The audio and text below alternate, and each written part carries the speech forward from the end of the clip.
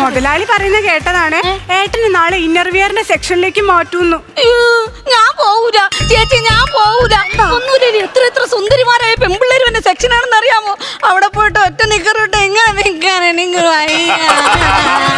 ഒന്നുമില്ലല്ലോ, ഉച്ച കഴിയുമ്പോ ആ മുതലാളി ആ ഡിസ്പ്ലേ എടുത്തിട്ട് എന്നെ കൊണ്ടുപോയിട്ടില്ലേ കടയുടെ ഫ്രണ്ടിൽ കൊണ്ടുപോയി വെക്കും. പെമ്പിള്ളേരും സ്കൂൾ പെമ്പിള്ളേരും ഒക്കെ പോകുമ്പോ എന്നെ നോക്കട്ടെ ഇല്ലേടി നോക്കടി ഒരുത്ത നിക്കറിട്ടേക്കണം ഞാൻ നിൽക്കും.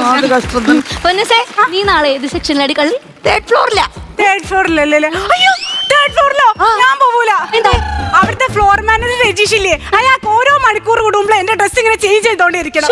വെറും കോഴിയാണ്, ഞാനൊരു ഡമ്മയാണെന്നുള്ള വിചാരം പോലും അയാൾക്കില്ല. അല്ല പൊന്നൂസേ, നീ എന്താ ചേട്ടാനോട് ഇക്കാര്യം നേരത്തെ പറയാഞ്ഞത്? എന്താ പറയാഞ്ഞത്? ചേട്ടാനോട് പറഞ്ഞിട്ട് വലിയ കാര്യമൊന്നുമില്ലല്ലോ, ചേട്ടായി ഡമ്മിയല്ലേ. ഞാൻ ഡമ്മിയാണെങ്കിൽ എന്താ? നീ എന്നെ ഇങ്ങനെ പുച്ഛിക്കൊന്നും വേണ്ട.